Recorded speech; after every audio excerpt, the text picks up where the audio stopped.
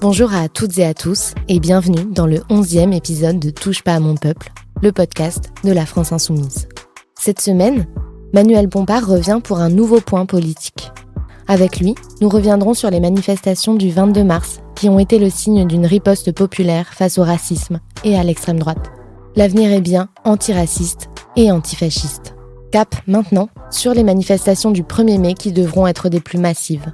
Nous profiterons de cet épisode pour revivre ensemble la forte mobilisation du 22 mars, à travers les témoignages de manifestantes et manifestants, mais aussi des discours de Mathilde Panot, Raphaël Arnaud, Assa Traoré et Daniel Obono, sous le son du rappeur Medine. Ces dernières semaines ont été marquées par la commission d'enquête qu'a obtenue Paul Vanier. Il s'est notamment rendu au sein de l'établissement Betaram, au cœur du scandale d'État. Découvertes, nouvelles plaintes et nouveaux témoignages, on revient en détail sur toutes les révélations.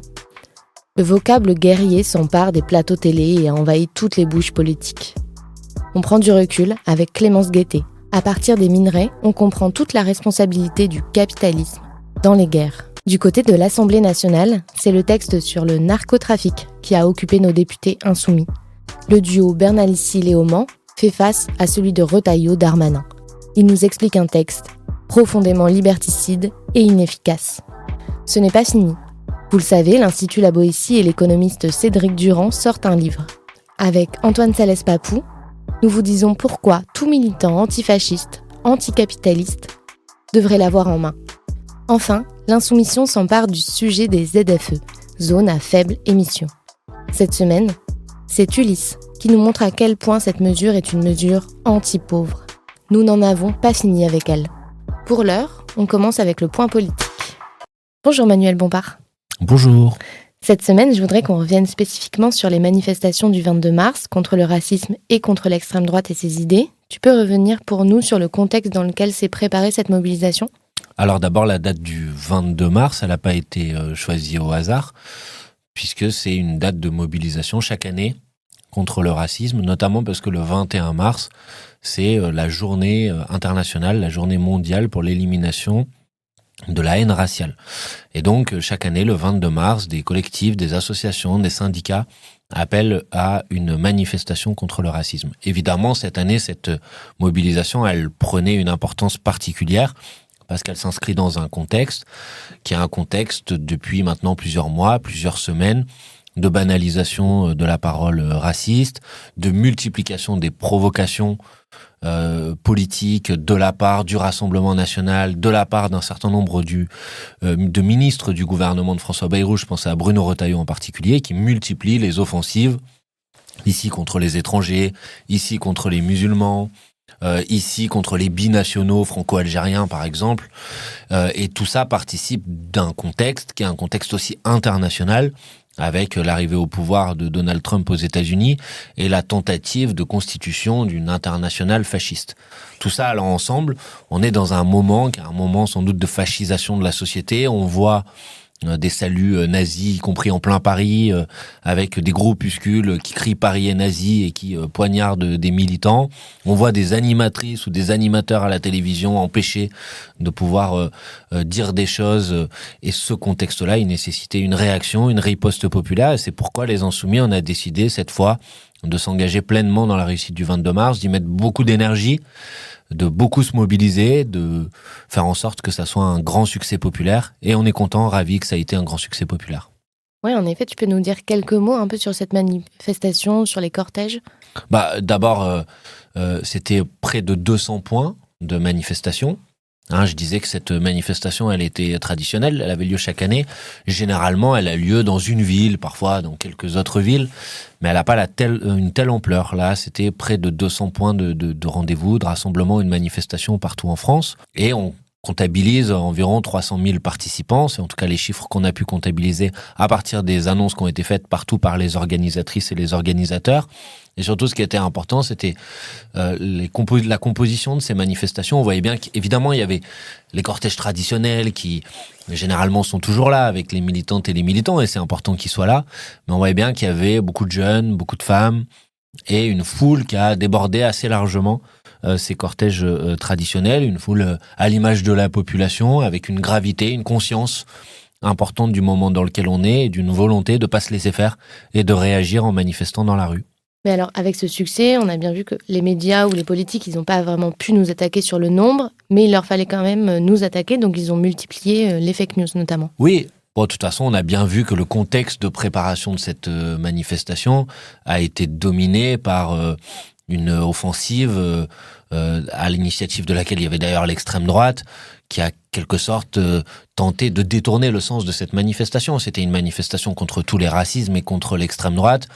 Et on a vu les jours précédents, à partir d'un visuel publié sur les réseaux sociaux, pendant 10 jours, l'extrême droite et ses réseaux, puis repris par l'ensemble de la classe médiatique, venir essayer en quelque sorte d'expliquer que dans cette manifestation, les gens qui allaient manifester, ils étaient antisémites, qu'ils étaient racistes, etc. Alors que précisément, c'était une manifestation contre tous les racismes, donc contre l'antisémitisme, contre l'islamophobie, contre toutes les formes de racisme. Et cette tentative de ce pilonnage médiatique, il s'est pas arrêté le jour de la manifestation, puisque effectivement, comme il n'était pas possible d'attaquer la manifestation sur son ampleur, puisque c'était une ampleur très importante, on a vu un véritable naufrage médiatique avec la reprise sur des antennes de mensonges, de fausses informations.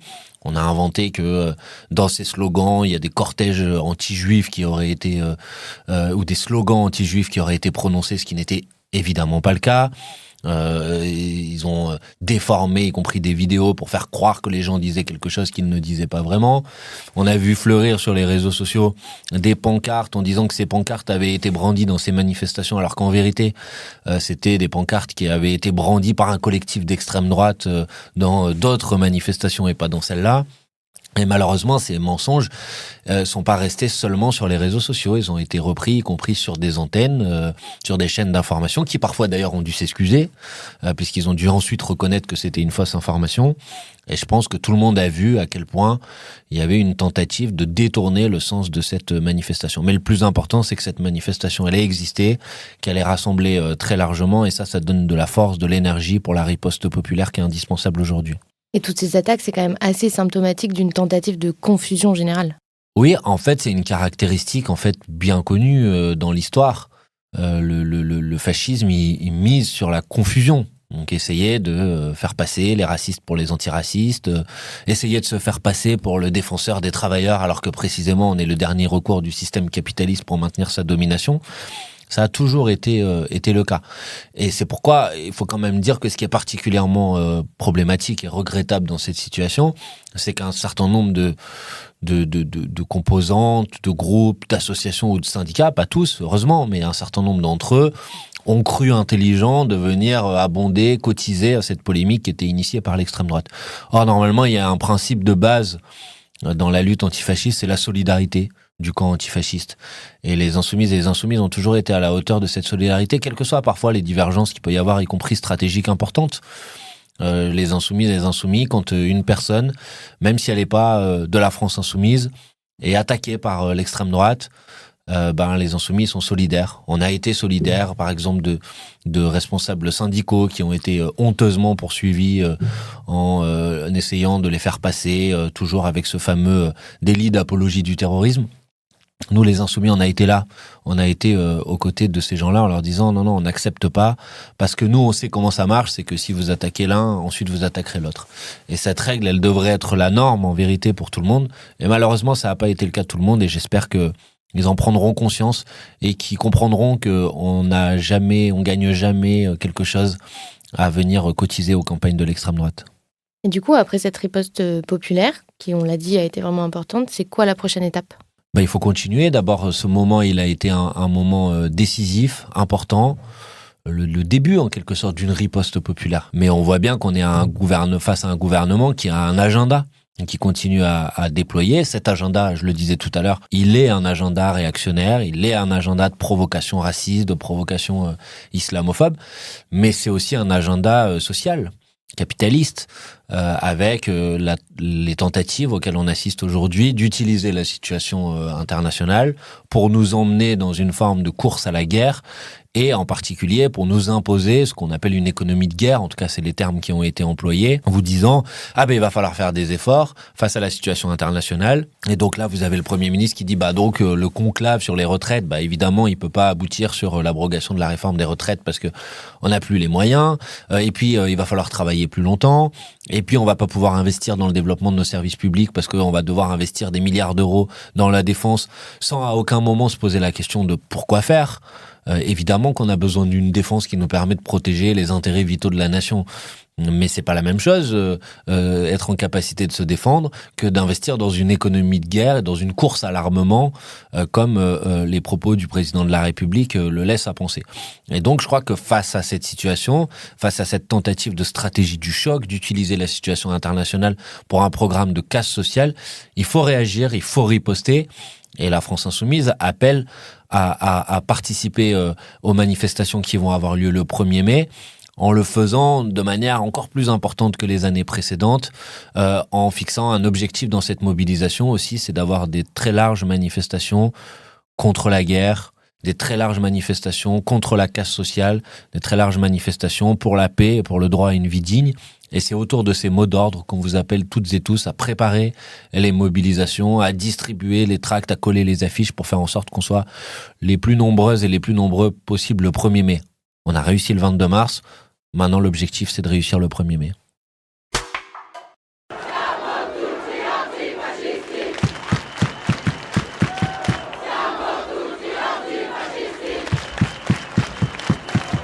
On est là pour ça, pour manifester pour nos droits et puis juste manifester pour le droit d'exister de manière générale. Alors, on est là pour montrer que en France, il y a énormément de gens qui sont contre l'extrême droite, contre le racisme et qui sont prêts à lutter, qui sont prêts à manifester, qui sont prêts à se montrer en force pour montrer que la France qu'on veut défendre, c'est les idées de la nouvelle France, c'est la République sociale, fraternelle, celle de la liberté, de l'égalité, de la fraternité et de l'antiracisme. Pour la devise de la France par exemple, contre la montée du fascisme, de l'extrême droite. Pour se battre contre les discriminations, le racisme, l'antisémitisme, tout ce qui se passe en ce moment, c'est très grave. Et la montée du fascisme, parce que c'est révoltant, notamment aux États-Unis, mais même partout en Europe, le fascisme est en train de monter, l'extrême droite, dans les votes. On en a marre de Macron, on en a marre des fascistes, on en a marre des néo-nazis, et on veut que en fait, la jeunesse elle soit protégée davantage. Vous venez d'entendre des manifestants et manifestantes à l'occasion du samedi 22 mars, où nous nous sommes mobilisés contre le racisme et contre l'extrême droite et ses idées. On écoute maintenant Mathilde Panot, qui nous raconte l'offensive réactionnaire à l'œuvre, partout dans le monde, jusqu'en France. Il y a un continuum raciste en France, applaudi de chaîne en chaîne, et relayé de l'extrême droite à la Macronie, au point que les ministres Retailleau et Darmanin disent ce que Le Pen n'a même plus besoin de dire. Oui, nous assistons à la création d'une internationale réactionnaire, encouragée par-delà de l'Atlantique par l'élection de Donald Trump. Et avec le salut nazi de Musk, ressurgit des idéologies que nous croyons enfouies pour jamais dans l'histoire. Cette internationale réactionnaire, de Trump à Poutine, en passant par Ravir Milei, Meloni ou encore Netanyahou, mène des politiques meurtrières. Oui, cette extrême droite agresse toujours les mêmes personnes, menace toujours les mêmes personnes, et cette extrême droite tue partout. Qu'on le voit avec le génocide en cours en Palestine, et avec les guerres, avec une internationale qui essaye de substituer au droit international la loi du plus fort.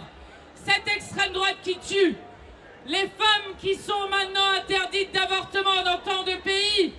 Cette extrême droite qui tue les personnes exilées, les personnes les plus précaires, les minorités de genre et notamment les personnes transgenres. Tout à l'heure, Manuel Bompard parlait de confusion générale. C'est ce que Raphaël Arnaud a expliqué lors de la manifestation.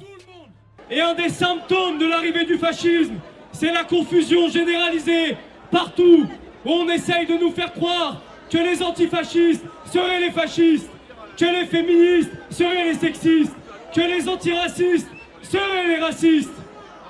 C'est notamment ce qui nous fait le plus mal. Et avec cette question de l'antisémitisme, qu'on le dise camarades, ça nous broie. Ces attaques nous broient parce qu'elles attaquent notre essence même, notre colonne vertébrale qu'est l'antiracisme. En nous traitant d'antisémites, ils attaquent notre raison d'être, notre raison politique d'être ici dans la rue. Assa Traoré le rappelle, nous ne céderons jamais rien à l'extrême droite. Le peuple français ne se laissera jamais faire. Aujourd'hui, nous sommes en France et nous marchons encore pour dire non au racisme, non aux violences policières, non aux discriminations. Nous sommes tous des Français, vous êtes tous des Français. Nous ne lâcherons pas notre pays à l'extrême droite parce que nous ne sommes pas un peuple de victimes, parce que vous n'êtes pas un peuple de victimes.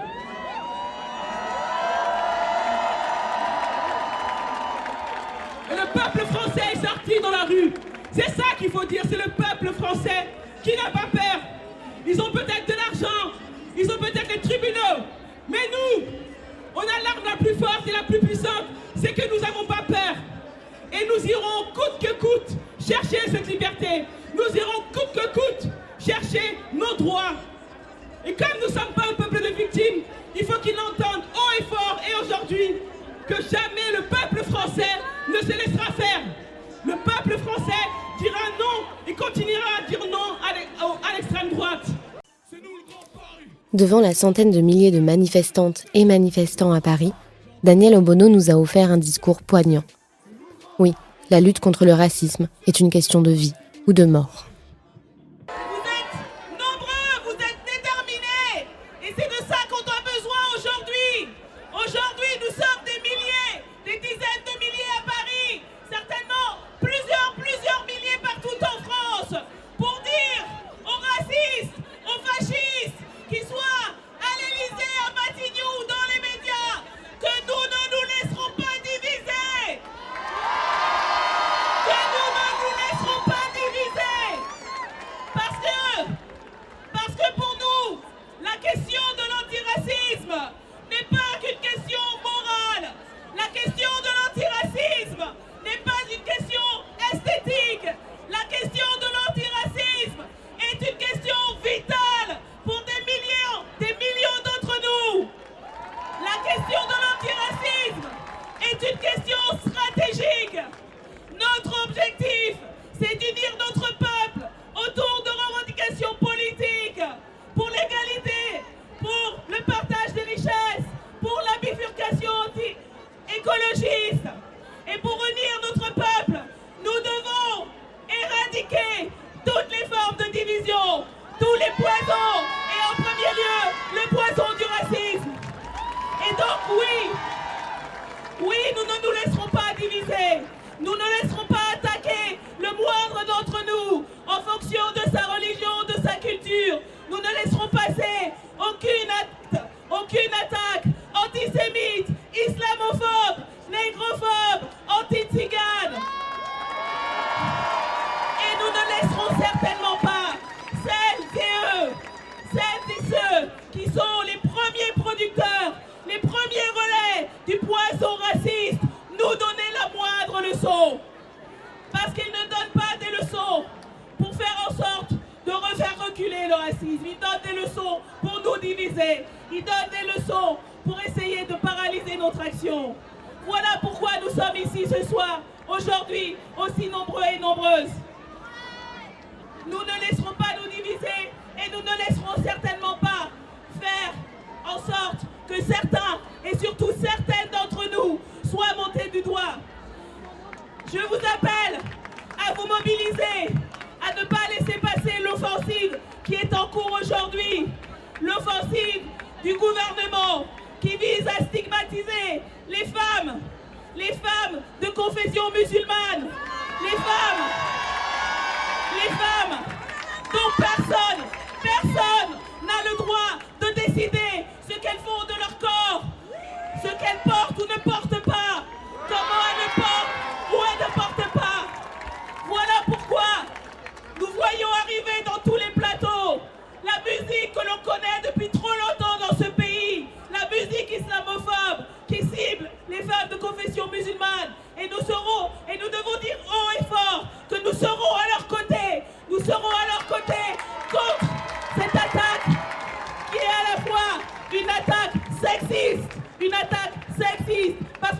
c'est toujours les femmes qui sont les cibles. L'extrême droite est un ennemi des femmes, et l'ennemi des femmes parce qu'il les attaque en fonction de leur genre. Mais c'est aussi une attaque raciste à laquelle nous ne céderons jamais.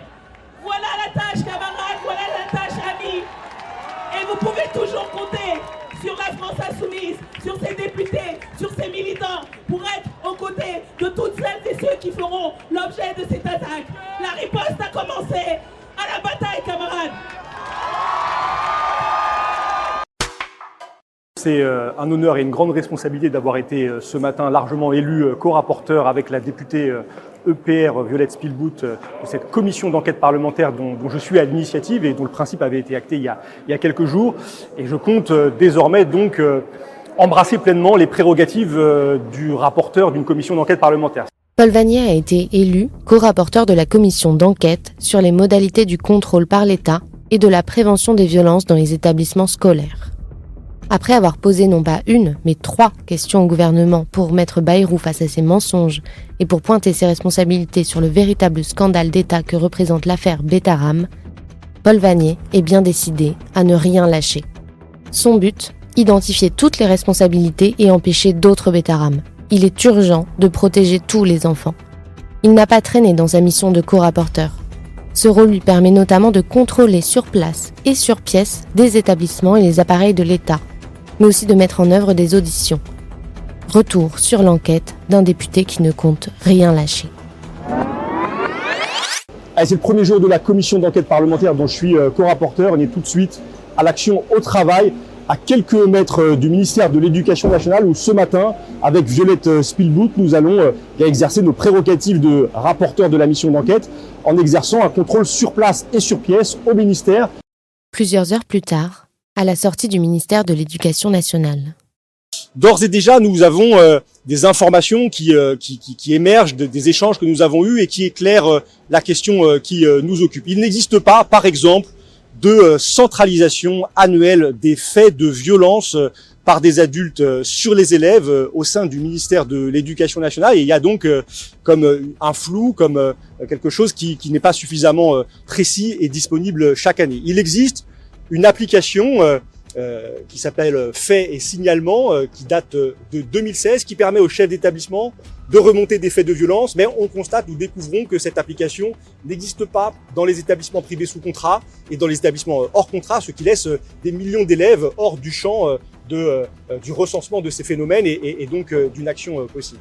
Et puis nous avons découvert, parce que nous avons interrogé nos interlocuteurs et les documents que nous demandions portaient sur des situations précises, celles de Riomont, de Betaram, de Stanislas par exemple, nous avons découvert qu'il n'existe pas, et c'est très étonnant, qu'il n'existe pas de dossier Betaram. Il n'existe pas de dossier sur ces établissements dans lesquels des faits de violence systémiques documentés ont été par vos confrères révélés, et nous avons compris que concernant Betaram, le ministère de l'Éducation nationale ne s'est saisi de cette question qu'à partir du premier article de Mediapart, le 5 février 2025, alors que beaucoup d'articles de la presse locale, de la presse nationale, du Monde, du Point par exemple, dès 2024 documentaient ces violences qui auraient dû conduire à une réaction des services du ministère de l'Éducation nationale.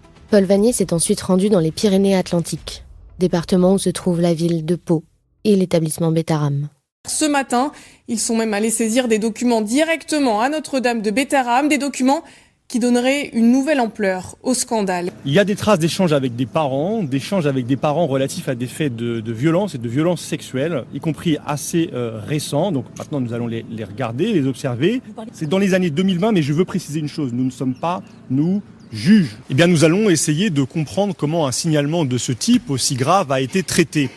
Au niveau de l'établissement, bien sûr, de l'établissement Betaram, mais aussi à tous les échelons supérieurs, la direction diocésaine, l'inspection académique, le rectorat, et puis le ministère de l'Éducation nationale, parce qu'en dernière instance, tous les établissements publics, privés sous contrat, relèvent de ce ministère et que c'est lui qui est à la charge de leur contrôle, qui doit garantir la sécurité de tous les élèves et veiller à la protection des enfants. Donc nous cherchons à identifier d'éventuelles défaillances dans la chaîne du contrôle par l'État des établissements scolaires quand des faits de violence physique, sexuelle, psychologique sont révélés. Et ce cas va évidemment attirer notre attention. Le député Paul Vannier revient sur ces 3 jours de contrôle dans les Pyrénées-Atlantiques et en Gironde. C'est la fin de 3 jours de déplacement dans le sud-ouest, dans les Pyrénées-Atlantiques et puis en Gironde. Je suis à Bordeaux, à la gare, retour vers l'Assemblée nationale. Nous avons bien travaillé, nous avons avancé avec la saisine de très nombreux documents qui nous permettent de mieux comprendre maintenant de l'établissement au ministère de l'Éducation nationale les canaux de remontée de signalement pour faits de violence, d'observer qu'il y a d'ores et déjà des défaillances, des choses qui ne fonctionnent pas, un maquis de protocole. Ça a été très émouvant parce que aussi des victimes sont venues à notre rencontre, parce que la visite de Betaram, de ces dortoirs, de ces archives nous a plongé aussi dans ce qui est le point de départ de notre commission d'enquête. Depuis que le scandale d'État autour de l'établissement Betaram a éclaté, les témoignages de victimes se sont multipliés. Il y a des témoignages de victimes qui sont de plus en plus nombreux et d'ailleurs je veux saluer leur courage, cette libération de la parole dans bon nombre d'établissements scolaires à Betaram mais aussi bien au-delà, et beaucoup d'établissements du sud-ouest voient d'anciennes victimes prendre la parole et elles décrivent des faits de violence qui à Betaram notamment ont pu aller jusqu'aux années 2010 et c'est vrai que nous découvrons là des signalements qui portent sur une période encore plus récente et il va falloir comprendre pourquoi, comment, dans quelles conditions ces signalements sont traités? Est-ce qu'ils conduisent, lorsqu'ils ont lieu, à ce que les services de l'État, notamment, se saisissent de ces questions et engagent par elles-mêmes des initiatives pour apporter des réponses aux questions que ces signalements posent? Deuxième étape dans cette commission d'enquête, les auditions à l'Assemblée nationale. Professeur et témoin de violences à Betaram, Madame Gulung a alerté à tout niveau, y compris François Bayrou.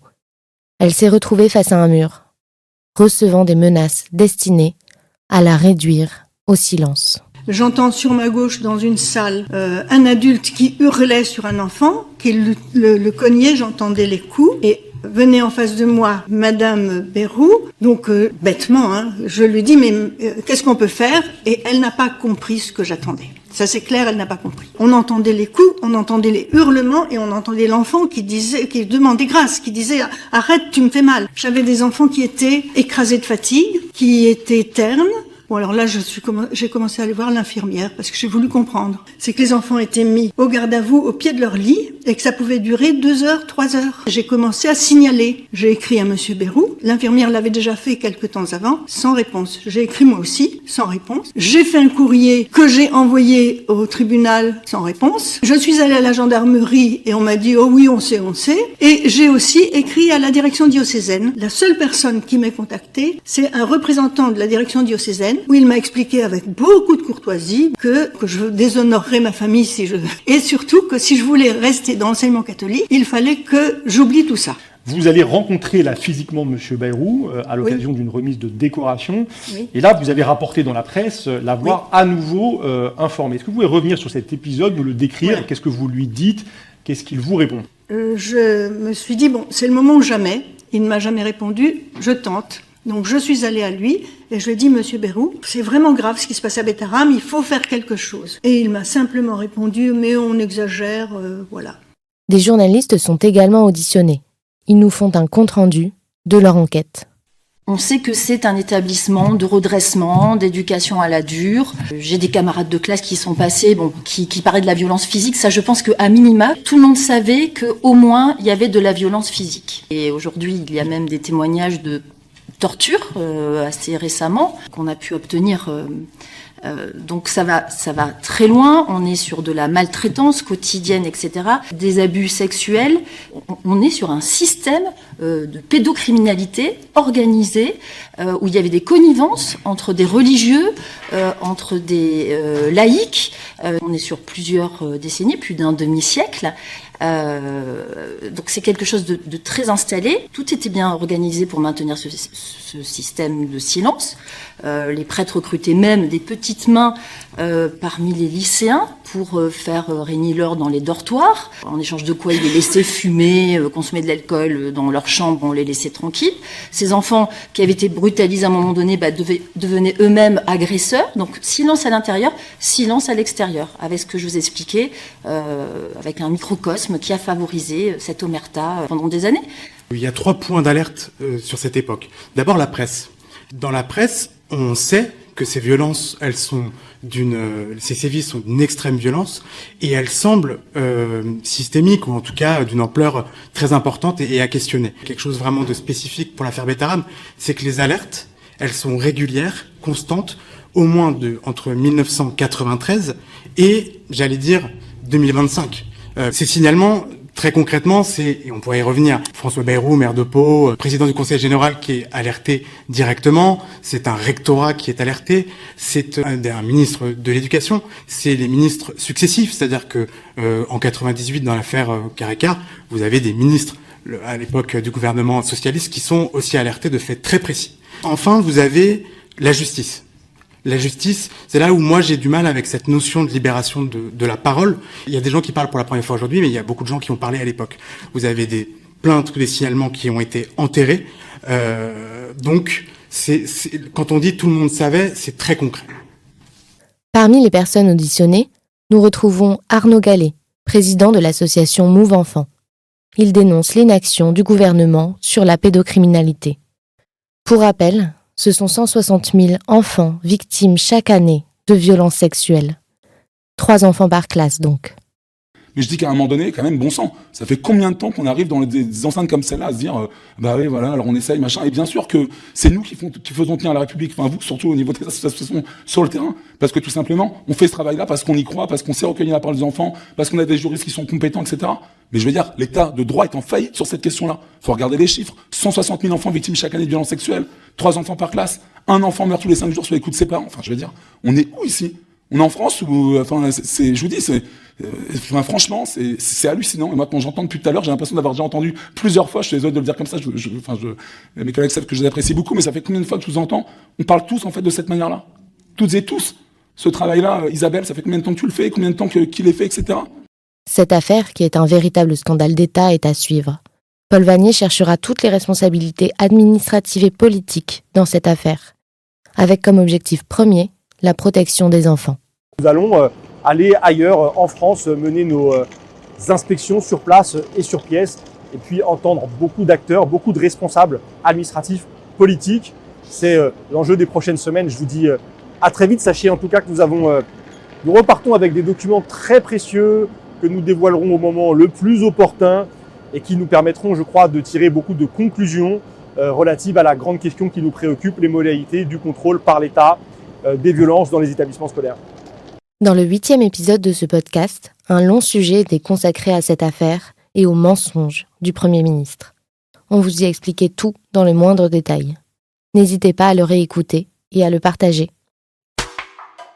À l'Assemblée nationale était examiné un texte sur le narcotrafic. Ugo Bernalicis et Antoine Léaumont se sont particulièrement impliqués sur le sujet. Voté à l'unanimité au Sénat, les députés insoumis ont su alerter sur ce texte liberticide et inefficace. On en parle tout de suite avec Ugo et Antoine. Pour commencer, est-ce que vous pouvez nous présenter les différents enjeux de ce texte ? Alors c'est un texte qui prétend lutter contre le piège du narcotrafic dans ce pays. En réalité, on a surtout des mesures qui sont soit cosmétiques parce que le droit actuel permet déjà d'avoir des juridictions qui poursuivent la criminalité organisée, le narcotrafic, qui permettent déjà d'avoir des enquêteurs qui utilisent déjà des techniques spéciales d'enquête, qui font déjà de l'infiltration. Voilà, tout ça est déjà prévu. Donc il y a du cosmétique, de la com en fait en réalité. Il y a des problématiques dans ce texte de choses qui sont liberticides, attentatoires à données personnelles, au droit à la vie privée et surtout arbitraires aussi, parce que bon, au-delà des questions de cryptographie, d'accès aux messageries cryptées, qui focalisent beaucoup l'attention, il y a aussi des choses de fermeture administrative des commerces dont on pense à la tête du commerce, à défaut d'être à la tête du client, qu'on pense qu'ils font du blanchiment, donc on va les fermer, enfin des choses comme ça. Et puis enfin en fait aussi le problème de ce texte pour nous, c'est qu'encore une fois, on est là en disant pour lutter contre le narcotrafic, ce qu'il faut c'est simplement de la répression, alors que le volet prévention qui est central est complètement absent du dispositif. Mais alors, pourquoi ce texte ? C'est l'idée en fait de faire un effet d'annonce, un coup de com' pour la bataille entre Retailleau et Darmanin ? C'est essentiellement un texte de com, effectivement, parce que on voit bien que Gérald Darmanin est dans une espèce de baston avec Bruno Retailleau, et que lui, il a décidé de venir en hémicycle, de porter des amendements sur le texte. C'est assez particulier parce que normalement, c'est un texte qui vient du Sénat, qui a été travaillé par les sénateurs, même si on est en désaccord, et qui a été adopté à l'unanimité au Sénat. On nous répète ça assez fréquemment.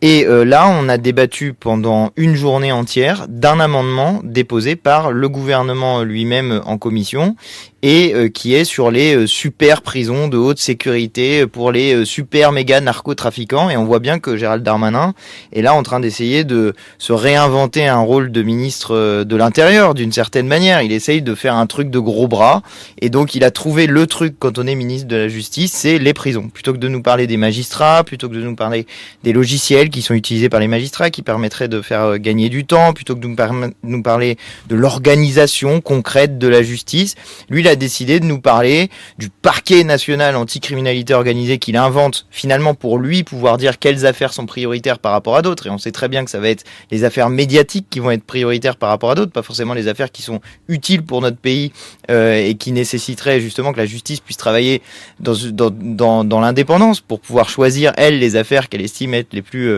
et y compris celles sur lesquelles elle est les plus capable d'avancer rapidement. Donc il y a ce truc-là d'un côté, et puis de l'autre côté, il y a ces super prisons anti-narcotrafiquants dans lesquelles on a un article qui est fourre-tout à la suite, avec des histoires de visioconférences, avec des histoires de drones. Enfin, il y a un peu l'impression que Darmanin, il a voulu faire son truc à lui pour faire de la com. On n'a toujours pas vu Retailleau depuis le début de l'examen du texte. On l'a vu une fois au début quand on a parlé, quand on a fait les discussions générales. D'ailleurs, heureusement que les Insoumis étaient là pour créer du débat, parce que sinon, il n'y en aurait pas, littéralement. Mais c'est effectivement un texte où il y a beaucoup de com et où il manque des choses essentielles sur la police judiciaire, sur le travail d'enquête, sur la lutte contre le blanchiment, mais au sens littéral du terme. Pas Hugo disait tout à l'heure qu'ils vont faire fermer les commerces suspectés de blanchiment. Nous, on aimerait bien faire fermer les blanchisseries de très haut niveau et qui parfois impliquent des très très grands capitalistes. C'est ça un peu qu'il faudrait dans ce texte. Et puis toute la dimension prévention où là c'est littéralement absent. Je veux dire, le texte ne parle même pas des consommateurs. À aucun moment on parle de la question de la consommation, même pas pour punir. Je veux dire, leur logique à eux, ça serait punir toujours plus durement, etc. Même ça, ils l'ont pas mis dans le texte. On n'a même pas vu la ministre de la Santé depuis le début de l'examen du texte. Enfin, il y a quand même un côté planant dans ce texte. Là, ça fait maintenant 2 jours qu'on débat, au moment où on enregistre ce podcast. 2 jours qu'on débat, on n'a toujours pas parlé de la question de la drogue. C'est un texte contre le narcotrafic. Nous n'avons pas parlé de la drogue ou de la consommation, de comment ça vient, etc. Tout ça, on n'en a pas parlé. On a parlé des prisons. Voilà. Si ce texte était adopté, quels seraient les impacts sur les quartiers populaires notamment ? Est-ce que ce texte va aider les habitants ou juste renforcer les tensions avec la police ? Ça risque juste de renforcer les tensions parce que l'aspect arbitraire et discriminatoire, il est consubstantiel des mesures qui sont proposées. C'est-à-dire que ça change pas grand-chose sur le bas du spectre, en tout cas la petite délinquance de trafic de stupéfiants avec ce texte, sauf sur ces mesures, il y en a 3 principales. La première qui concerne les commerces, la fermeture administrative des commerces dont on suspecte qu'ils participeraient au blanchiment d'argent. Et en commission, c'était déjà lunaire, mais dans l'hémicycle, quand ça viendra, ça va être extraordinaire, où ils nous ont dit, mais attendez, on a besoin de cette mesure parce que la justice va pas assez vite, fait pas forcément suffisamment d'enquêtes, et puis il y a des commerces, en vrai, tout le monde sait que c'est du blanchiment là-bas. Mais tout le monde le sait. Et puis donc, du coup, on va dire, ah bon, tout le monde le sait, mais du coup, si tout le monde le sait, pourquoi il n'y a pas une enquête de police ? C'est peut-être justement parce qu'en fait, certes, tout le monde le sait, mais il n'y a pas de preuves, on n'a pas d'éléments. Et donc, nous, comme on défend l'état de droit, on dit, il n'y a pas de problème, si vous faites du blanchiment d'argent, on peut fermer un commerce, mais pas à la tête du gérant et non plus à la tête du client, parce que très vite, on a parlé de quoi ? On nous a parlé de boucherie. Alors on s'est dit boucherie, c'est pas quel genre de boucherie, boucherie chevaline, boucherie charcuterie, de quoi on est en train de parler ? Bah non, évidemment, on parle des boucheries halal, hein, parce que ce sont les Noirs et les Arabes qui trafiquent dans ce pays. Voilà. Donc tous les poncifs en plus, l'imaginaire qui est mis derrière, l'imaginaire raciste et discriminatoire revient par le biais de ces articles. Et quand c'est pas les boucheries, ils nous ont dit ah non mais c'est les barbiers. Tu sais, les fameux barbiers où il n'y a que des hommes. Oui, bon, pour des barbiers, vous me direz, c'est à peu près normal, mais ceux qui se souviennent de cette polémique en auront la mémoire. Donc, on a cet élément-là. Ensuite, l'interdiction de paraître dans le quartier. Là, c'est pareil, sauf que c'est pour un individu. On va dire, lui, il participe au trafic, c'est sûr. Du coup, non, c'est pas vraiment sûr, sinon il passerait devant la justice. Donc on va pouvoir lui interdire de plus aller dans son quartier pendant 1 mois. C'est le préfet qui va décider ça, ok ? Et pareil, une mesure qui permet au préfet d'obliger le bailleur, s'il y a un logement dans lequel quelqu'un participe de près ou de loin au trafic, dont on pense qu'il participe de près ou de loin au trafic, de obliger à rompre le bail, obliger le bailleur à aller saisir le juge pour rompre le bail. Voilà. Donc, y compris, ça va être extrêmement discriminatoire, et ça c'est problématique parce que ça va viser les quartiers populaires. On va pas se raconter l'histoire. Or, quand on parle du piège du narcotrafic, les grands méchants, comme pourrait le dire Gérald Darmanin, ils sont où ? Ils sont à Dubaï, hein. Ils sont pas dans le quartier en fait. Donc c'est ça une des problématiques principales de ce texte. Mais alors, quelles sont les alternatives possibles ?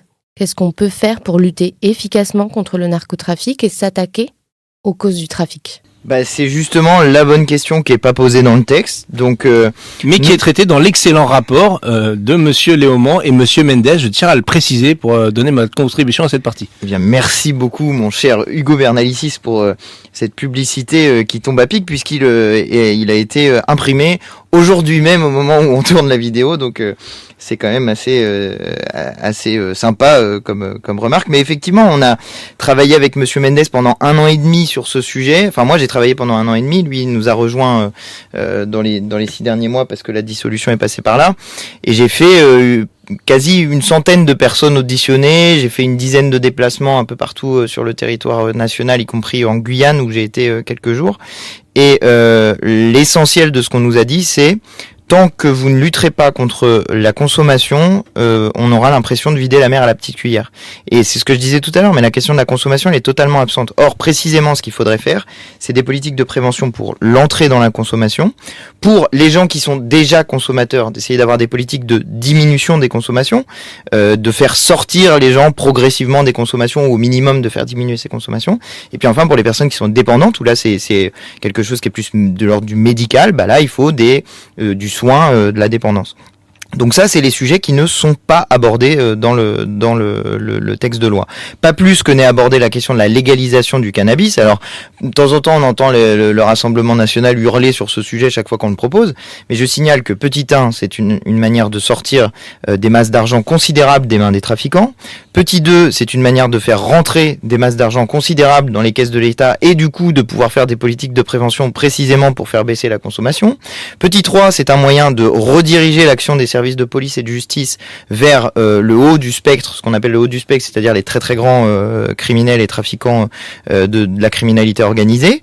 Et puis petit 4, si on compte sur les dealers pour faire de la prévention et pour éviter le passage du cannabis à d'autres drogues, je pense que c'est une mauvaise idée parce que les dealers, ils ont intérêt justement à ce qu'on passe du cannabis à la cocaïne. Pourquoi ? Parce que la cocaïne, ça crée plus de dépendance, ça coûte plus cher, donc ça se vend plus cher, hein, c'est 60 € le gramme contre 10 € le gramme pour le cannabis. Donc eux, ils ont tout intérêt à vendre de la cocaïne plutôt que du cannabis et à faire passer du cannabis à des drogues plus dures et notamment à la cocaïne parce que c'est la plus rémunératrice. C'est surtout ça qui est intéressant pour eux. Donc ils font quoi les dealers ? Ils font des offres promotionnelles pour essayer de faire passer les gens d'une drogue à l'autre. Et malheureusement, quand nous on dit qu'on veut légaliser le cannabis, quand nous on dit qu'on veut des magasins d'État dans lesquels on ne vendrait que du cannabis et dans lesquels on ferait des politiques de prévention, eh bien on nous répond que nous voulons, je sais pas quoi, faciliter la vie des dealers. Mais enfin, je pense que les gens n'ont pas compris. Les dealers, ce qui les intéresse, c'est précisément la prohibition, parce que c'est grâce à la prohibition qu'ils peuvent gagner beaucoup d'argent. Donc sur cette question de la légalisation du cannabis, pour le coup, on n'a pas trop d'arguments qui nous sont opposés, et nous, on en a beaucoup pour la défendre. Merci à tous les deux. On continuera à suivre ce texte avec le superbe duo de la commission des lois Bernalicis-Léaumont, et le vote solennel de ce texte sera mardi 1er avril. Cette semaine, nous recevons Clémence Guettet. Bonjour Clémence. Bonjour. Ces dernières années et de manière amplifiée ces derniers temps, on assiste à une surenchère d'un vocabulaire guerrier, d'une course à l'armement, et ce, partout dans le monde. Récemment, tu as publié une note de blog intitulée « Pour comprendre les guerres, chercher les minerais ». Tu cherches à analyser les déclarations et les motivations des uns et des autres dans la guerre. Tu nous dis notamment qu'elle est indissociable de l'espace dans lequel elle se déploie. Que veux-tu dire par là ? Bon, alors déjà, il y a le fait que l'économie de la guerre telle qu'elle a été annoncée par la Macronie vise en premier lieu à faire oublier les logiques austéritaires, parce qu'il n'y a pas d'argent magique, et en matière de défense, pas plus que comme dans d'autres. Et donc, on voit que le déploiement de ce vocabulaire-là en France vise aussi à justifier une austérité qui était déjà annoncée en matière de services publics, de dépenses en tout genre. Et puis, sur le plan international, une volonté de simplification des choses et de l'analyse. Alors évidemment, il y a des acteurs comme Vladimir Poutine, puisque c'est lui qui a violé les frontières de l'Ukraine, qui ont une volonté d'expansion territoriale. Mais il y a aussi, dans le monde, des justifications économiques à ces conflits et à ces guerres. Ça a de tout temps été comme ça. Le capitalisme accompagne parfaitement l'économie de guerre. C'est l'intérêt des capitalistes qui est de la production, quelle qu'elle soit, pour générer de la valeur et du profit.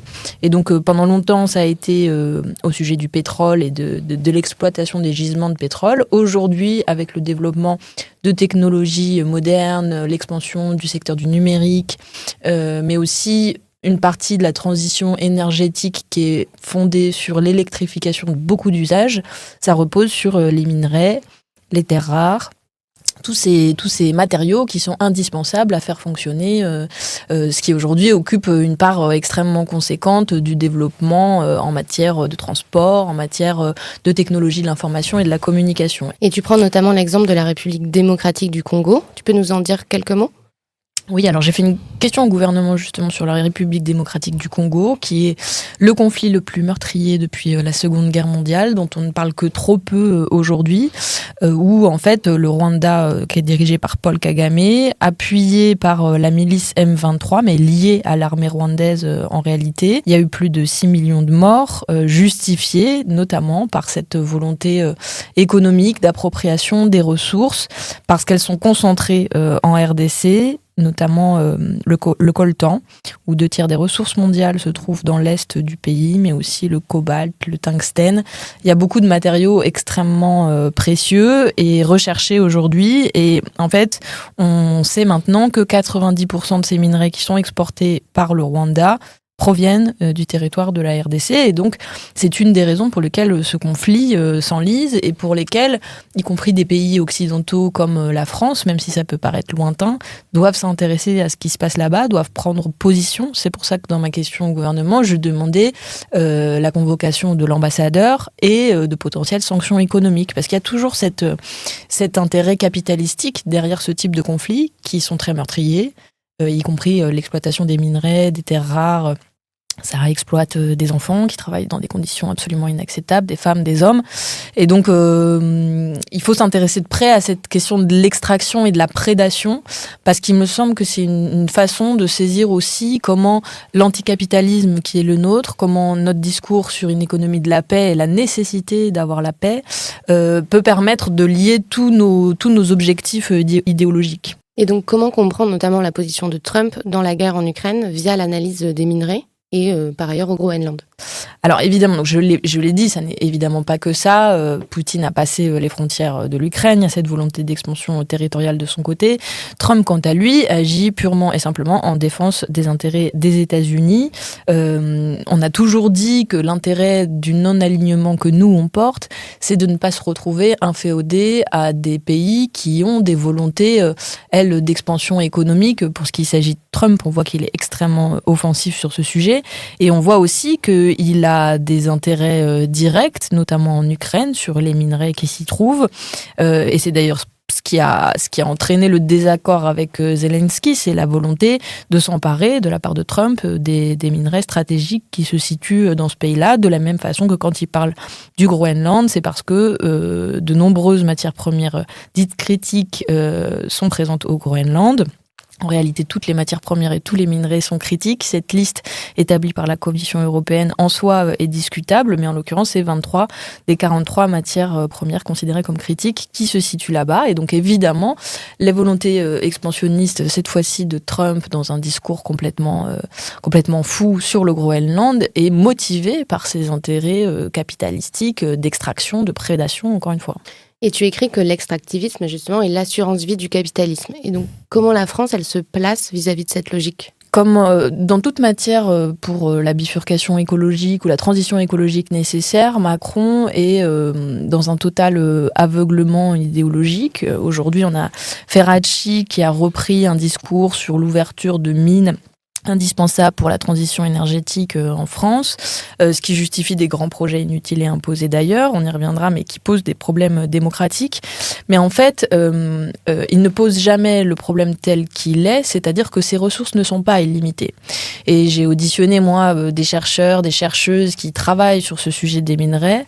Tous les gouvernements qui annonce une volonté d'électrification totale du réseau, qui annonce un grand plan massif pour les voitures électriques avec le sujet des batteries, ne pose jamais la question de la limite de ces ressources et de ces minerais, qui ne sont pas en quantité infinie sur Terre, et ne pose jamais non plus cette perspective dans une vision internationaliste. On ne pose jamais le problème par celui des minerais et des terres rares, parce que on ne s'interroge pas, et le gouvernement se refuse à ce qu'on s'interroge sur de quoi on a besoin en réalité quand on parle de transition écologique.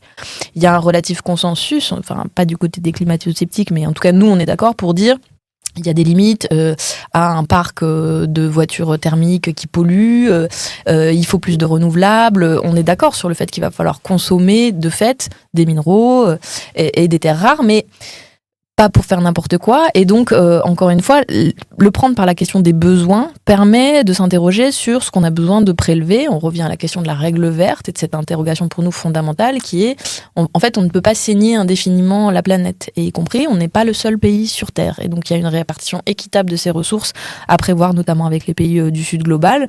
Et donc, aujourd'hui, l'État refuse de s'interposer et permet donc que les constructeurs automobiles préfèrent produire des SUV que des petites voitures électriques qui consomment peu de ces matières premières critiques parce que les SUV sont plus rentables à vendre sur le marché tout simplement. Et donc, encore une fois, c'est l'absence de planification qui là aussi entraîne de fait une dérégulation totale sur la consommation de ces minerais et aucune interrogation sur comment on fait pour prioriser ces ressources qui justement sont rares, nécessitent en plus une consommation d'eau extrêmement importante parce que dans toutes les mines, pour traiter ces minerais, il faut énormément d'eau.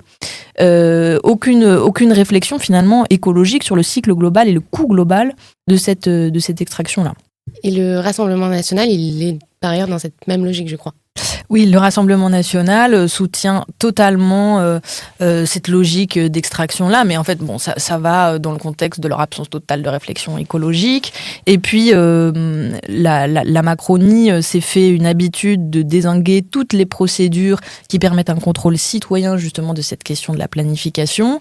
Elle l'a fait, par exemple, très récemment dans un projet d'ouverture de mines dans l'Allier, puisqu'ils ont en fait publié un décret qui permet de qualifier l'ouverture de cette mine de projet d'intérêt général majeur, comme ils le font sur les méga-bassines, c'est la même logique. Et donc, ils ont piétiné à la fois le droit de l'environnement, à la fois la consultation citoyenne, et évidemment, le Rassemblement national a embrayé pour dire que, en effet, il fallait tout déréguler, il fallait aller plus vite, c'était absolument nécessaire d'ouvrir toutes ces mines, qu'ils appellent d'ailleurs mines durables, ce qui est intéressant. Il y a maintenant des labellisations de mines durables, mines soutenables, quasiment les mines vertes.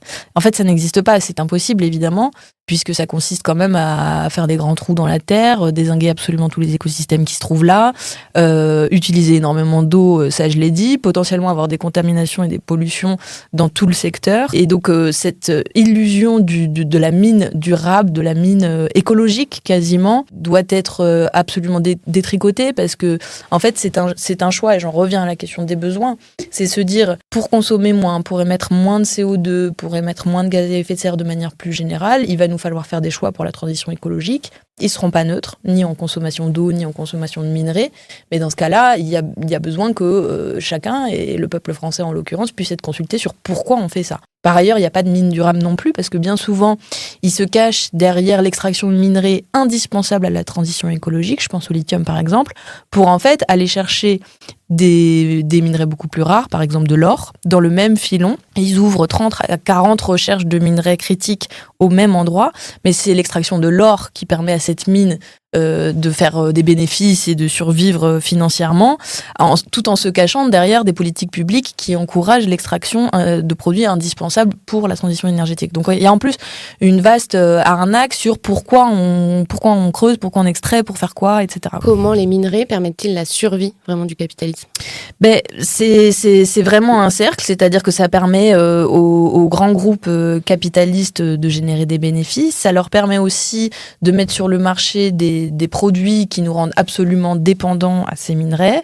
Et puis, ça va avec toute la numérisation de notre économie qui est maintenant extrêmement important. Et on le voit avec le développement de l'intelligence artificielle, ça va encore se renforcer. On a sorti d'ailleurs un livre, celui de Cédric Durand avec l'Institut La Boétie, qui s'appelle « Faut-il se passer du numérique pour sauver la planète ?», qui parle à la fois des grands groupes, des GAFAM, de la numérisation des usages, du stockage et de la vente des données, notamment des données personnelles, et puis aussi de la matérialité, puisqu'on est matérialiste, de ces usages numériques où derrière, il y a des câbles sous-marins, on en a beaucoup parlé, c'est des enjeux de souveraineté, mais aussi toute l'utilisation de ces minerais où le capitalisme nous inféode à de nouvelles technologies qui sont extrêmement voraces, qui sont présentées comme participants de la lutte contre le changement climatique, alors même qu'elles sont basées sur des ressources qui sont finies. Et c'est vrai que c'est un discours qui est toujours... c'est étonnant, même en commission développement durable à l'Assemblée nationale, c'est vraiment le petit bout de la lorgnette. Donc, par exemple, des voitures électriques, ça pollue moins que des voitures thermiques, donc il faut convertir absolument à toute vitesse tout le parc, sans jamais se poser la question du cycle de vie entier de ces voitures, de la différence entre une grosse voiture électrique ou une petite voiture électrique, à quoi elles vont servir, combien de voitures au final on sera capable de produire avec ces minerais-là.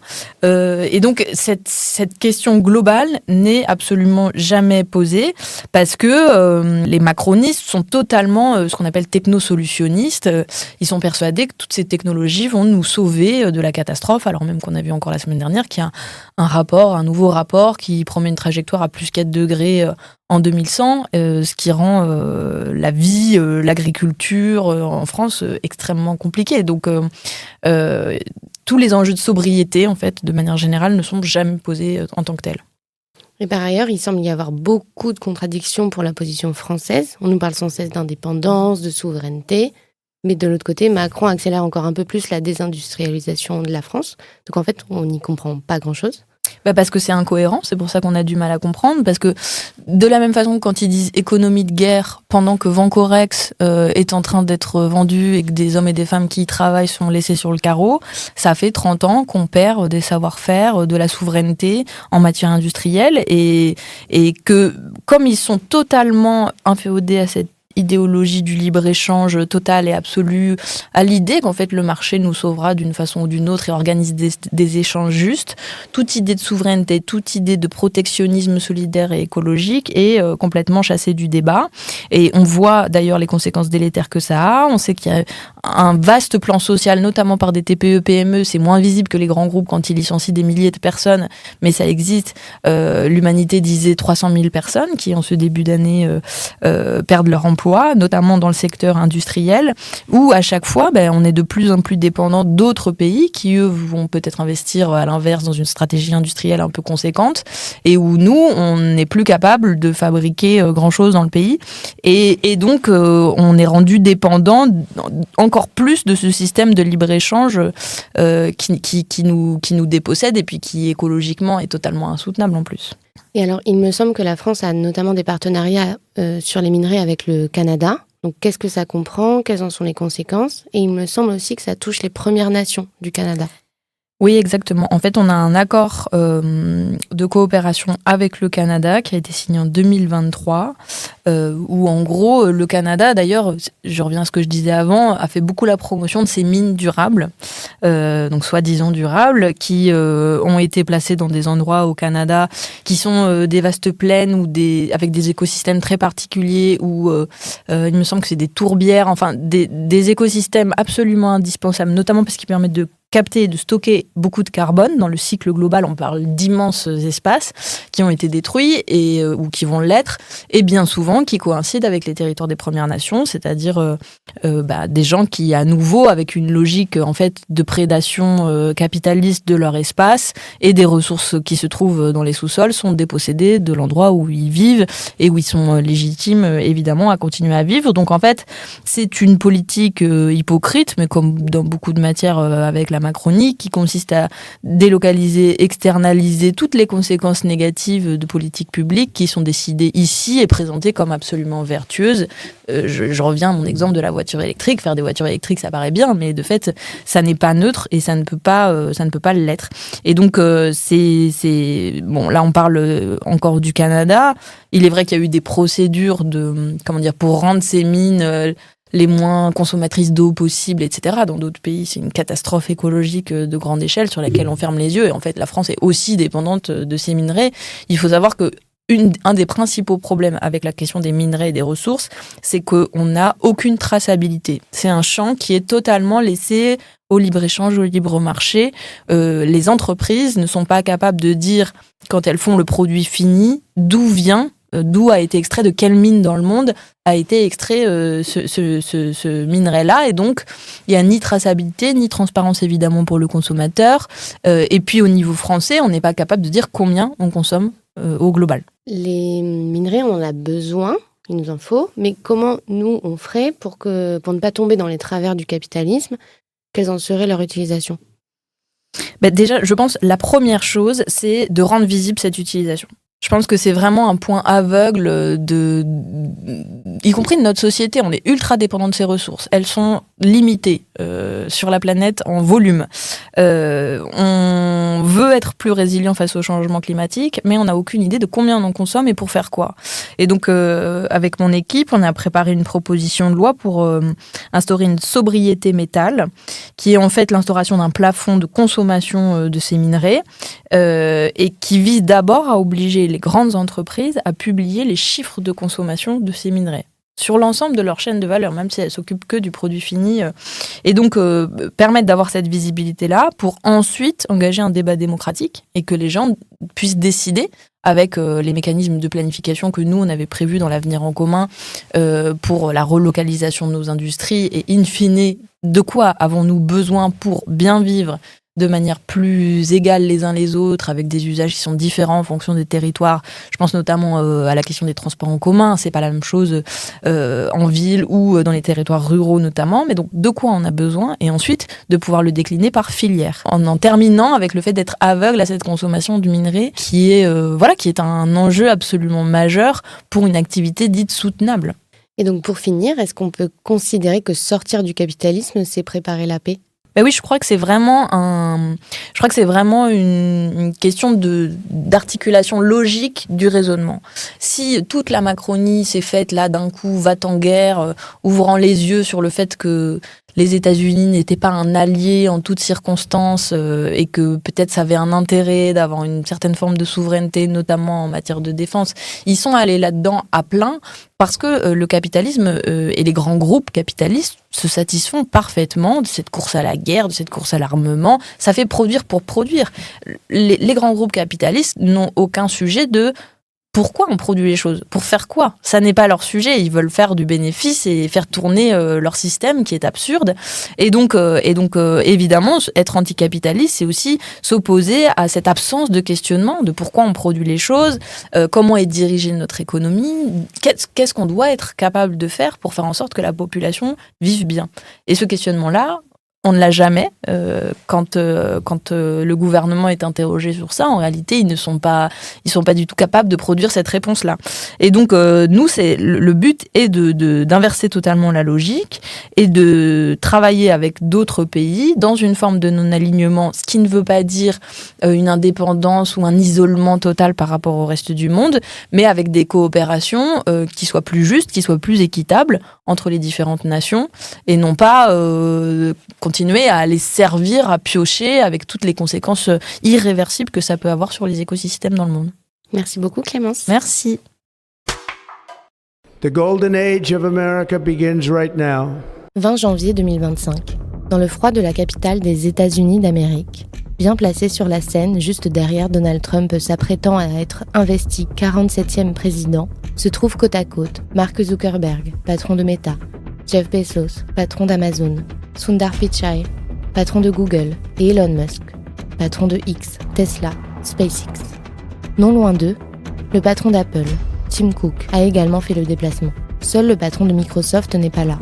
Mais quelques jours plus tard, Sam Altman, qui dirige OpenAI, une propriété de Microsoft, est dans le bureau ovale avec le nouveau président pour annoncer le projet Stargate, des investissements colossaux dans les data centers. Cette scène, c'est celle qui ouvre le nouveau livre de l'Institut La Boétie, Faut-il se passer du numérique pour sauver la planète, de l'économiste Cédric Durand.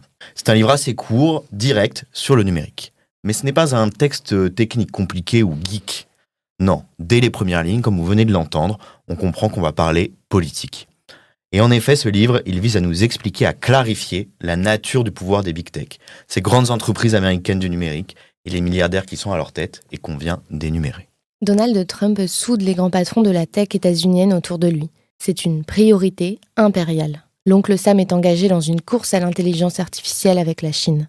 Alors il est loin le temps des révolutions Facebook, comme on avait nommé les printemps arabes, ou même celui de l'affichage d'une prise de conscience très superficielle par les réseaux sociaux de leur rôle dans la dégénérescence du débat public, et de leur promesse la main sur le cœur d'agir contre la désinformation, le harcèlement, le sexisme, le racisme.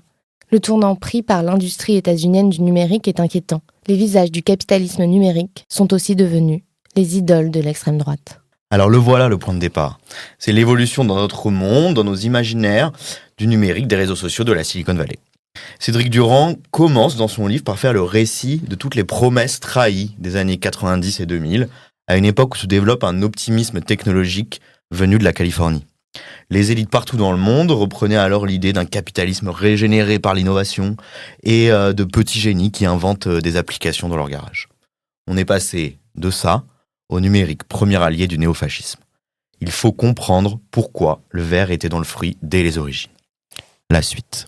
À gauche, on se demande maintenant comment se protéger de cette vague de fascisme numérique. Et même, comment la fuir, comme en témoignent les appels à quitter la plateforme X et la recherche de terres d'asile numérique. Mais, à part crier son horreur ou son indignation vis-à-vis de ces figures et de leur pouvoir, quel discours structuré leur oppose-t-on ? La peur et la morale ne sauraient suffire à mener ce combat. Il faut forger une grille de lecture intellectuelle solide pour comprendre et combattre la mutation fasciste du capitalisme numérique. L'idée de ce livre, elle est donc née d'un grand vide.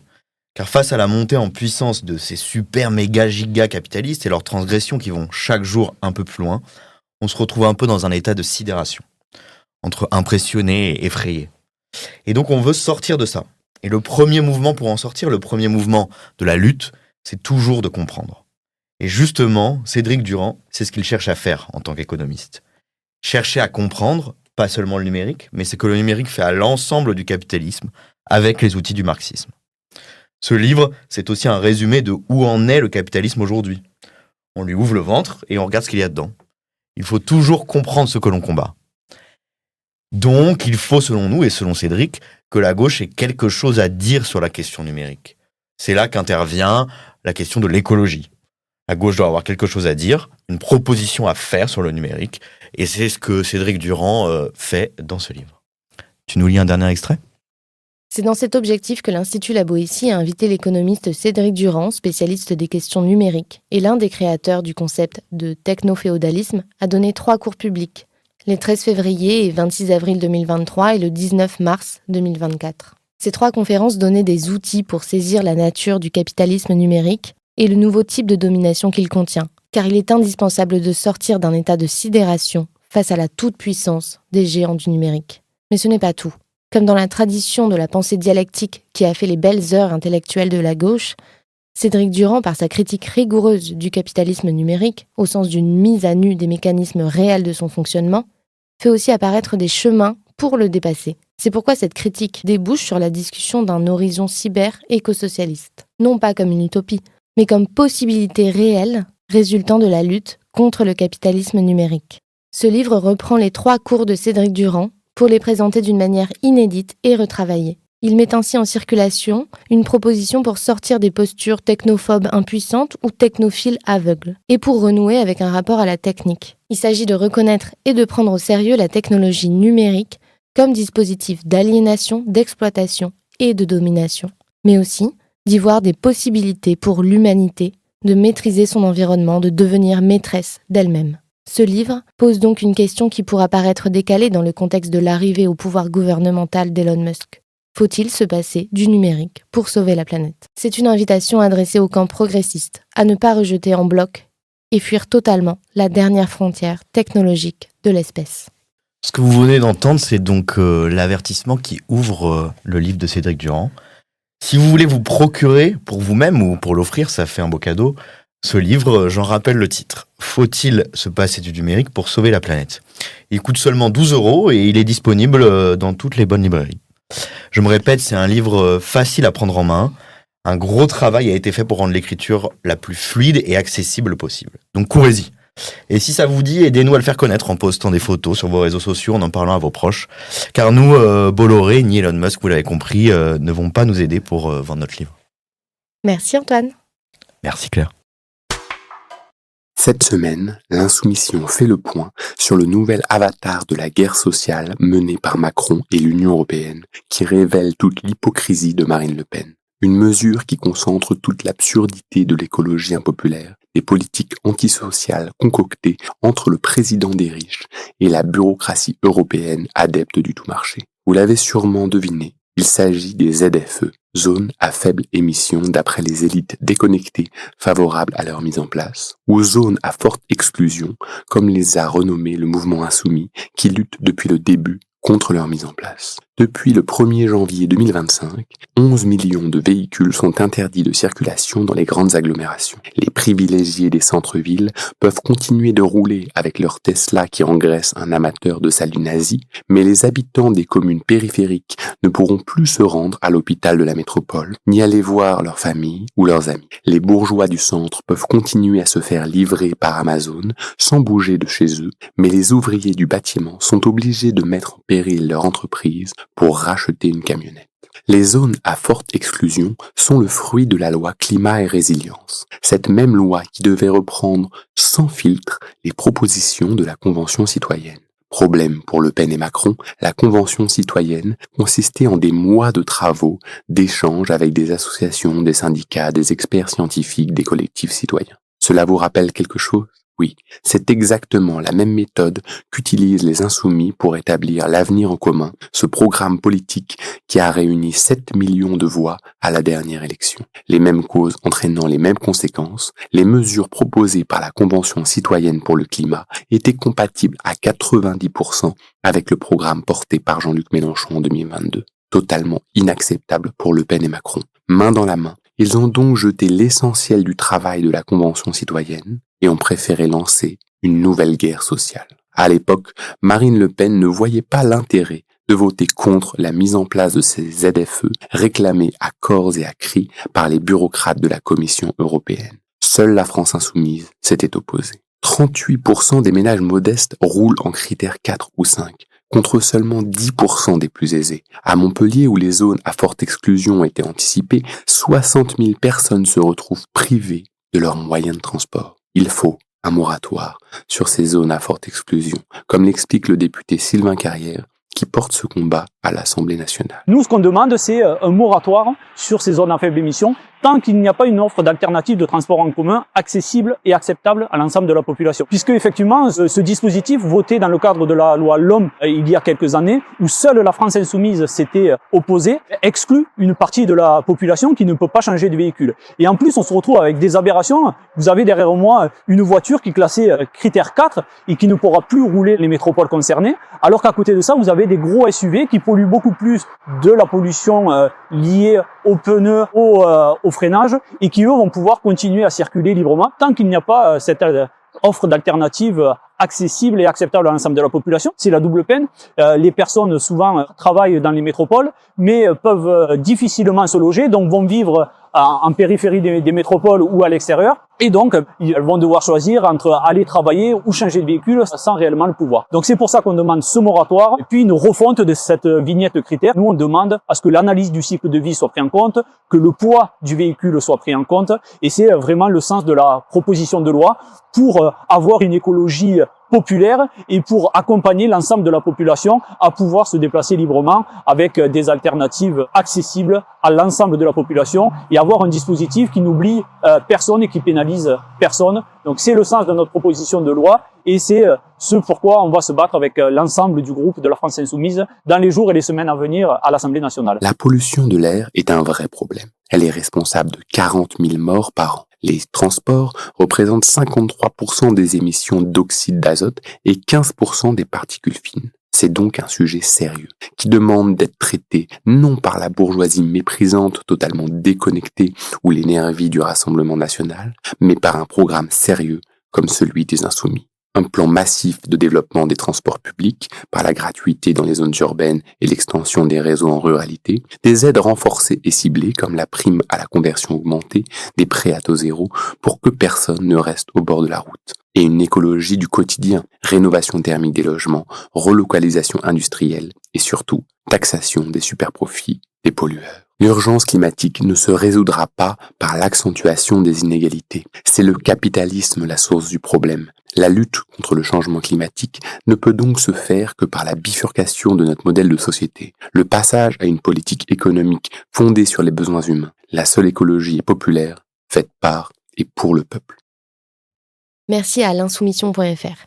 Si le sujet des ZFE, zones à faible émission, vous intéresse tout particulièrement, vous pouvez écouter ou réécouter l'épisode 9 de notre podcast. Sylvain Carrière nous y présentait les enjeux et les conséquences impopulaires de cette mesure.